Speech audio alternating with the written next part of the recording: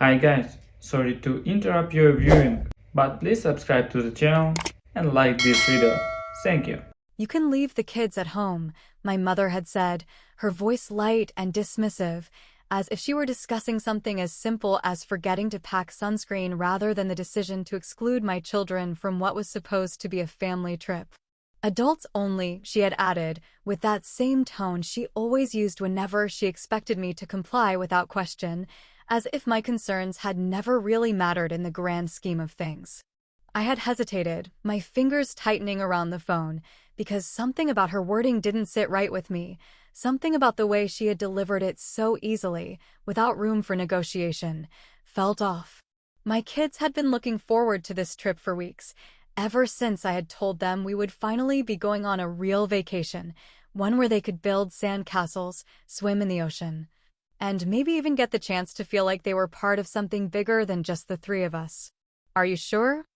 I had asked, keeping my voice careful, measured, because I already knew the answer, but some stupid, naive part of me had hoped she would reconsider.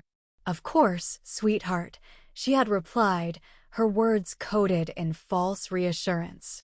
"We just want a little time as adults, a chance to relax without any distractions. You understand, don't you?" And like a fool, I had agreed. I had let my two children hug me goodbye, their little faces filled with disappointment, but their voices cheerful as they promised me they would have fun with their babysitter, oblivious to the fact that they had just been excluded from their own family.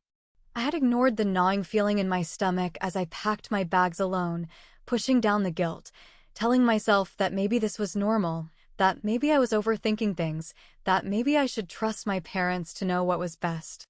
But the moment I stepped into the airport and saw my sister standing there, surrounded by her three children, all of them wide-eyed and buzzing with excitement, I knew. I knew I had been lied to. I knew I had been stupid to believe them. I knew that whatever I had been trying to convince myself of before was nothing but a joke. Julia turned toward me with that effortless smile she had always worn, the one that had come so naturally to her since we were kids, the one that said, "Of course, I belong here. Of course, I am wanted. Of course, my children are included because why wouldn't they be?" My mother barely even flinched. She looked at me, right into my eyes, and had the audacity to smile, like this was normal, like I had no right to be upset, like I should have seen this coming. "You won't even notice them there," she said, waving a dismissive hand, her voice smooth, rehearsed, like she had already prepared for this moment, like she had already convinced herself that my feelings weren't worth considering. I opened my mouth, but nothing came out. Because what could I even say? The betrayal settled deep, twisting itself into something sharp, something I knew would never fully leave me. They had made their choice. And I was finally starting to understand exactly where I stood. Sitting in the back of the rental van, staring out the window as the ocean blurred past in shades of blue and white, I couldn't stop the memories from creeping in, pushing their way into my thoughts like weeds that had been waiting for the right moment to take over. I wasn't just remembering this trip, this moment, this betrayal. I was remembering everything, every instance, every childhood wound that had never quite healed, every moment that now made so much more sense than it ever had before. I remembered birthdays where Julia always got the bigger gifts, the more extravagant surprises, the careful wrapping paper that matched her favorite colors, while mine felt like an afterthought, something picked up last minute, something given out of obligation rather than love.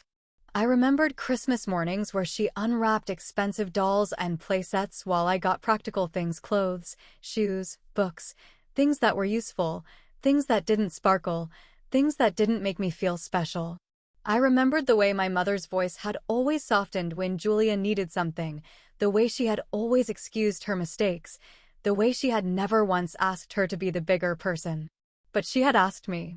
She had asked me to understand when Julia threw tantrums, to be patient when Julia took things that weren't hers, to let things go because Julia just didn't mean it that way.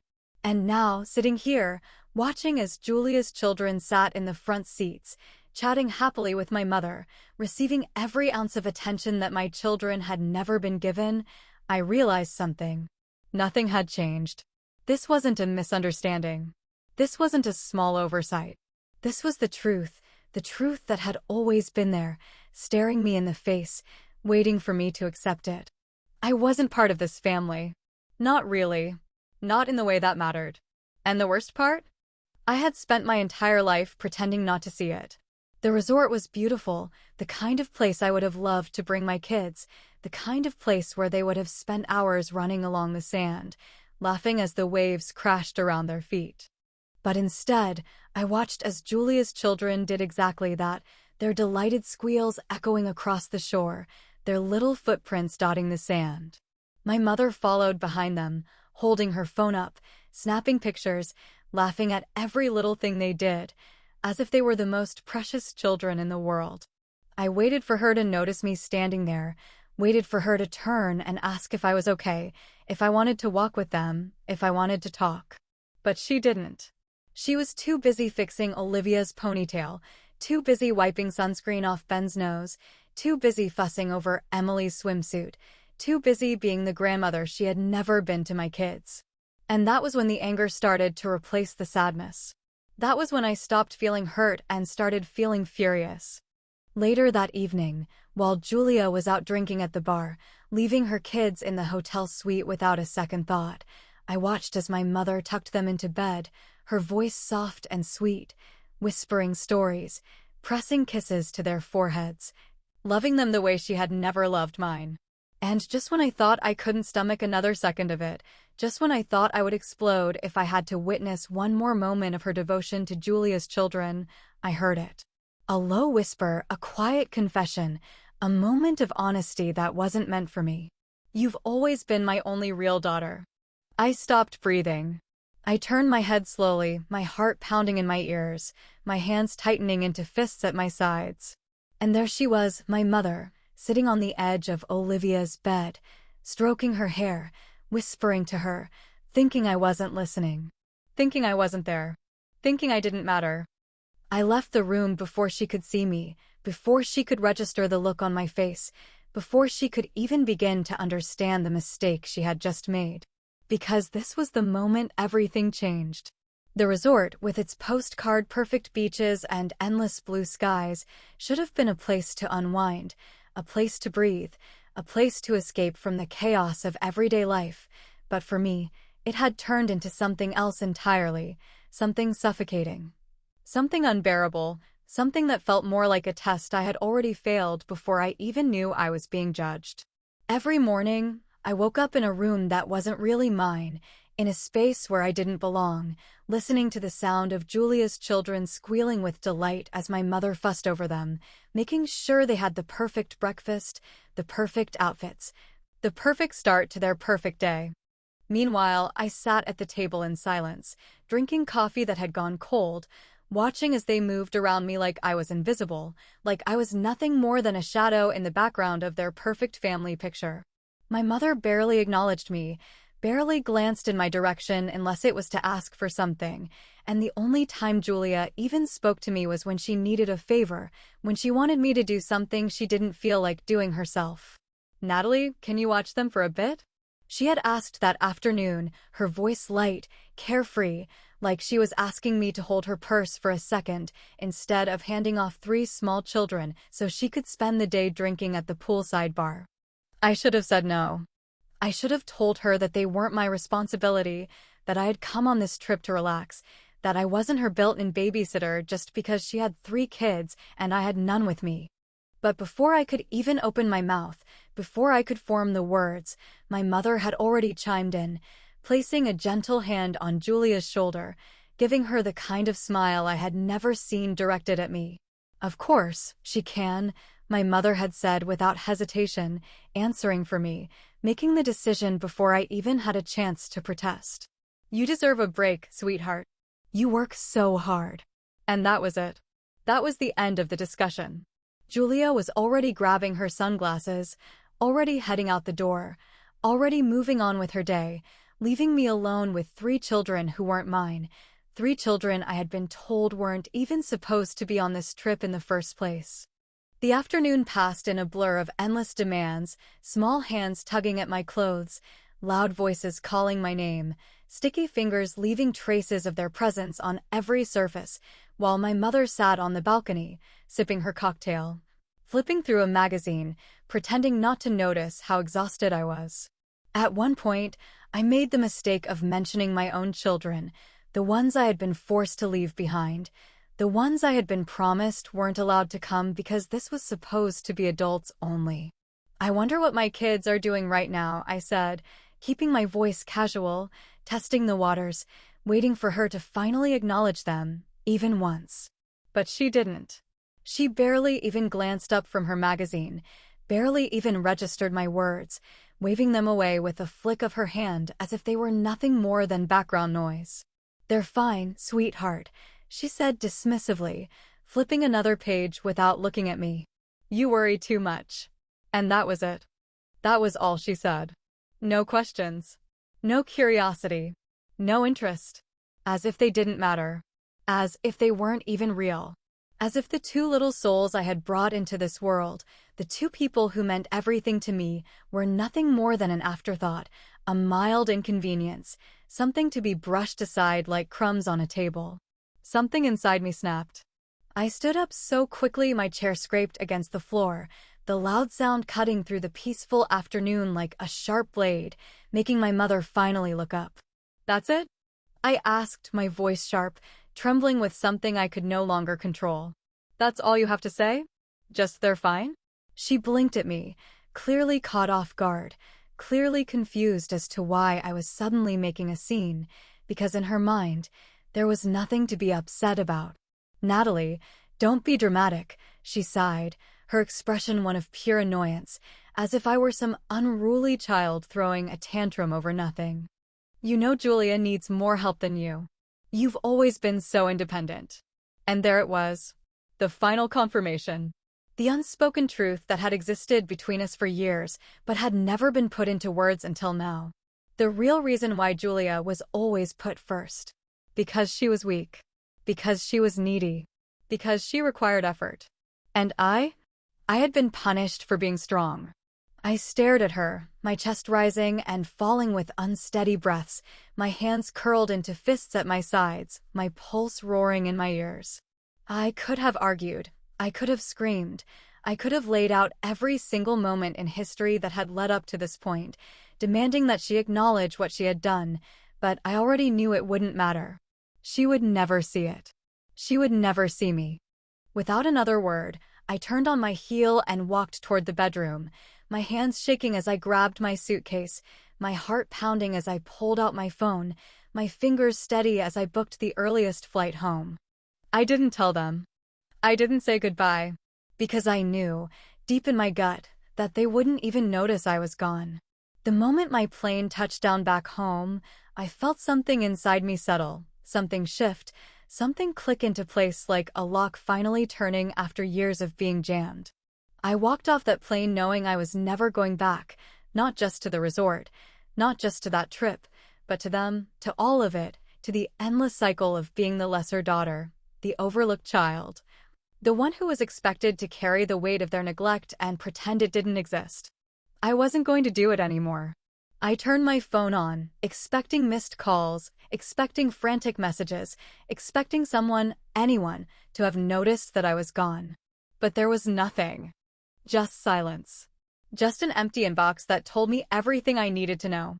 They hadn't noticed. Or if they had, they hadn't cared enough to reach out. My mother hadn't called. Julia hadn't texted. There was no anger, no questions, no concern, just the same indifference that had always been there, the same assumption that I would fall in line, that I would come crawling back when I had calmed down, when I had let go of whatever petty little grudge they assumed I was holding. I walked into my house that night feeling lighter than I had in years. My kids were asleep, their little faces peaceful, unaware of everything that had happened, unaware that their mother had just made the most important decision of her life. I stood there in the doorway of their room, watching them breathe, feeling an overwhelming wave of relief, of certainty, of absolute clarity. I wasn't going to let them grow up like I had.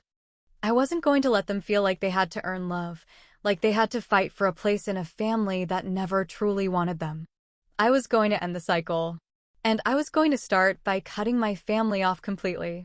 The first step was easy. I blocked their numbers. No dramatic announcement, no long-winded explanations, no chance for them to manipulate me into doubting myself. Just a few quick taps, and suddenly, the only way they could reach me was through sheer effort, through showing up, through making the kind of effort they had never once made in my entire life. I didn't have to wait long.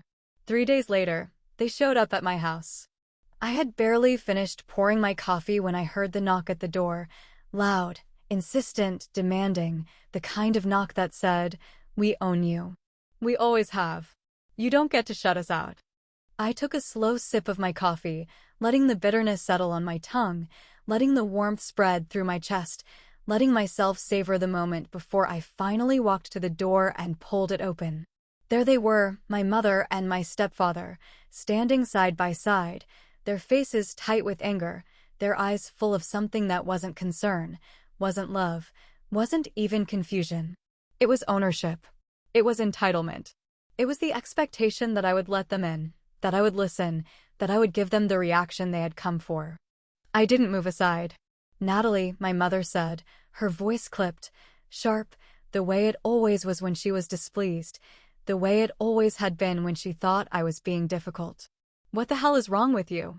I raised an eyebrow, sipping my coffee again, letting the silence stretch just long enough to make her uncomfortable, just long enough for her to realize that I wasn't the same daughter she had left behind at that resort. "You tell me," I said finally, my voice calm, steady, unshaken. She scoffed, rolling her eyes like this was all some ridiculous performance, like I was the unreasonable one, like I was acting out for attention. "You ran off in the middle of a family trip," she snapped, crossing her arms like she was scolding a child. "No explanation, no goodbye, nothing. Do you have any idea how childish that was? How selfish?" Something in me almost laughed. Selfish. That was the word she had chosen. Not hurtful, not confusing, not disappointing, just selfish. Because to her, that's all I had ever been. I leaned against the doorframe, watching her, waiting for something, anything that resembled real concern, waiting for her to ask if I was okay, if something had happened, if I had been in pain, if I had needed help. But she didn't. And I realized, in that moment, she never would. "You didn't even notice I was gone," I said, my voice quiet but unwavering. 3 days. It took you 3 days to show up here. If you had really cared, you would have called the second you realized I left. My stepfather shifted uncomfortably, but my mother? She didn't even flinch. "Oh, don't be dramatic," she sighed, waving a hand like she was brushing away a fly. "We assumed you just needed time to cool off. You always do this, Natalie. You get worked up, and then you sulk, and then you come back like nothing happened." She was waiting for me to break. Waiting for me to fold like I always had. Waiting for me to let her win. Instead, I smiled. Not the kind of smile she was expecting, not the forced, tight-lipped, I'll be the bigger person smile she had trained me to wear my whole life. No, this was different. This was the smile of someone who was finally free. "You're right," I said, my voice light, almost amused. "I do always come back." She nodded, satisfied, already relaxing, already assuming she had won. "But not this time," I continued, my smile widening. "Because I finally realized something." Her expression flickered, something uncertain flashing across her face. I stepped back, gripping the edge of the door, preparing to close it on them for good. "I don't have to be part of this family," I said, my voice steady, clear, final. "And I'm done trying to be." For the first time in my life, my mother looked scared. And I had never felt stronger. Without another word, I closed the door. I stood there for a long time, my hands resting against the wood, listening to the muffled sounds of their outrage, their disbelief, their absolute refusal to accept what had just happened. But it didn't matter. Because for the first time in my life, I didn't care. And now, it was my turn to decide what happened next. The thing about family, the thing no one ever really tells you, is that sometimes love isn't the glue holding everyone together. It's obligation, it's expectation, it's the unspoken rule that certain people will always give while others will always take. And for years, I had played my part, the responsible one, the reliable one, the daughter who didn't ask for much, but was always expected to give everything. It had been so ingrained in me that I never even questioned it, never even considered what would happen if I simply stopped. But now, standing in my kitchen, my phone sitting on the counter, buzzing with call after call that I refused to answer, I finally had my answer. They weren't calling because they missed me. They weren't calling because they had realized they had pushed me too far. They were calling because the money had stopped. I had spent years quietly supporting them, years paying for things they pretended they could afford, years sending money under the guise of just helping out whenever Julia had one of her financial crises. Years covering the difference whenever my parents fell short on their mortgage, their medical bills, their endless stream of expenses that somehow were never their fault. It had never been a conversation, never something they had asked for outright, because they had never needed to. They had always known I would take care of it. And that was exactly why they had never respected me, because I had made myself too convenient. That changed the moment I cut them off. The moment I canceled the automatic transfers, stopped paying their bills, ignored their requests, and let them feel, for the first time, what it was like to live without my financial safety net. It didn't take long for the panic to set in. At first, they probably assumed it was a mistake, some banking error, some issue that would resolve itself. But when the days passed and nothing changed, when the payments never went through, when their accounts didn't magically replenish, they realized. And then the phone calls started. First, from Julia, her voice tight with forced politeness, the way it always was when she wanted something but didn't want to sound desperate.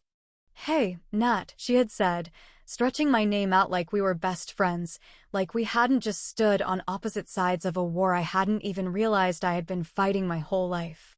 "So weird thing, my credit card got declined at the grocery store today, and I was just wondering if you..." I hung up before she could finish. The next call was from my mother, and this one, I let go to voicemail, knowing exactly what it would say before I even listened. "Natalie, I don't know what's going on with you, but this has gone far enough." Her voice crackled through the speaker, sharp with impatience, with disbelief, with the absolute certainty that I would never actually do this to them.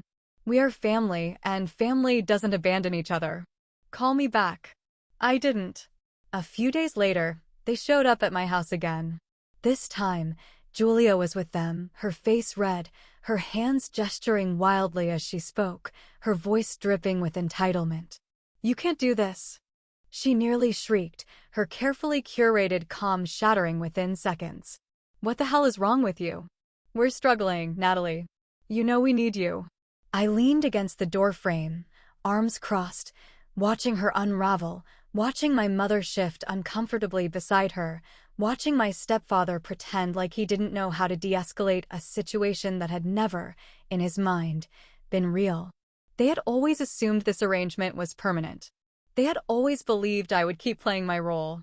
They had never once considered what would happen if I didn't. "You should have thought about that before you made it clear where I stood in this family," I said finally, my voice calm, my smile cold. My mother's face hardened, because she knew exactly what I was talking about, because deep down, she had always known this was coming, even if she had convinced herself otherwise. "Sweetheart," she started, her voice softening, her manipulations kicking into full force, "we just assumed you didn't need as much help as Julia. She has the kids to take care of. You've always been so independent." I laughed then, a short, sharp sound that made Julia's eyes narrow, that made my mother flinch, that made my stepfather look down at his shoes because he had always been a coward. Because he had always known how unfair it was, but had never cared enough to do anything about it. "Independent," I repeated, shaking my head. "That's a nice way of saying the one we never had to bother loving properly." Julia scoffed, rolling her eyes like I was being dramatic, like I was making things up in my head, like she truly, in her heart, didn't believe that anything they had done was wrong. "You're really doing this," she muttered, shaking her head in disbelief. "You're really cutting off your own family over what? Some stupid vacation?" That was when I knew there was no coming back from this. That was when I knew there never should have been. I straightened up, meeting my mother's gaze head-on, letting the full weight of my decision settle over all of them, letting them feel it. "I didn't choose this," I said, my voice steady, final. "You did. A long time ago. And now you get to live with it." Then, before they could say another word, before my mother could reach for one more excuse, before Julia could spit out another insult, I stepped back and shut the door in their faces. This time, I didn't stand there and listen to them knock. This time, I walked away. And for the first time in my life, I didn't feel guilty about it. I sat at my kitchen table long after the house had gone quiet, long after the last of my children's laughter had faded into the steady rhythm of their breathing from their bedrooms down the hall. The only sound left was the soft scratching of my pen against the paper, the ink bleeding into the fibers as I wrote, as I finally put into words everything I had held inside for so many years. It was late, and the air in the house was still, but my mind was racing, my thoughts moving faster than my hand could keep up with, spilling out onto the page in long, unfiltered sentences that I didn't bother to make pretty. "You never loved me the way you loved her." I let the words sit there for a moment, staring at them, feeling the weight of them settle in my chest. It wasn't dramatic. It wasn't exaggerated. It was just the truth. The truth I had always known but had never wanted to say out loud, because once you say something like that, once you admit to yourself that it was never just in your head, that it was real, that it was intentional, there's no going back. There's no pretending anymore. There's no making excuses for the people who were supposed to love you unconditionally, but somehow always found a way to love someone else just a little bit more. I kept writing, the words coming faster now, each line an unraveling, each sentence a release of something that had been locked inside me for too long. "You made me feel like I was lucky to be tolerated, like my presence was an inconvenience, like my needs were always secondary to Julia's, because she was fragile, because she needed more, because she wasn't as strong as me. You never once stopped to think that maybe I didn't want to be strong all the time, that maybe I needed to be taken care of too, that maybe I was just as deserving of love as she was. But you never saw me that way. You saw me as the one who would always be okay, the one who didn't need to be chosen, because I would always be there anyway. But you were wrong." My hands shook slightly as I wrote that last part, not out of sadness, not out of fear, but out of the sheer finality of it. Because for the first time in my life, I was saying it, I was putting it into words that couldn't be ignored, couldn't be brushed aside, couldn't be rewritten to make them more comfortable. I was saying, you were wrong about me. You were wrong to think I would always stay. You were wrong to assume I would keep loving you just because I had your blood in my veins. I could have kept going. I could have filled pages and pages with the things I had held back for decades, with the birthdays forgotten, the disappointments brushed off, the way my mother had made Julia's children the center of her world while mine were nothing more than an afterthought. But I didn't, because I wasn't writing this letter for them. I was writing it for me. And that meant I didn't need to explain myself any further. I set the pen down, looking at the letter for a long time, my chest rising and falling with steady breaths, my pulse no longer racing, my heart no longer aching in the way it once had. I had thought this moment would feel different. I had thought I would be overwhelmed with sadness, with grief, with the kind of loss that leaves a hollow space in your chest where something important used to be. But I didn't feel any of that. I felt free. I didn't need an apology from them. I didn't need them to understand. I didn't need them at all. I folded the letter neatly, sliding it into an envelope, not because I planned to send it, but because I needed to put it away, to close it, to make it real. It wasn't about them reading it. It wasn't about them feeling guilty. It was about me finally saying the words I had swallowed for too long. And that was enough. 3 days later, my mother showed up again. She knocked softer this time, not the aggressive pounding from before, not the entitled demand to be heard. She waited longer, shifting on the porch, looking uncomfortable in a way she never had before, like for the first time, she wasn't sure if I would let her in. She wasn't wrong to wonder. I opened the door just far enough to see her face, her eyes searching mine, her lips parting slightly as if she wasn't sure what to say. "Natalie," she started, But I shook my head before she could continue, before she could say whatever version of an apology she had rehearsed on the way over, before she could try to convince me that this was all just a misunderstanding, that I was making it bigger than it needed to be, that I was still supposed to be the one who forgave, the one who stayed, the one who let it all go. "Mom," I said, keeping my voice soft, keeping it steady, keeping it final. "There's nothing left to talk about."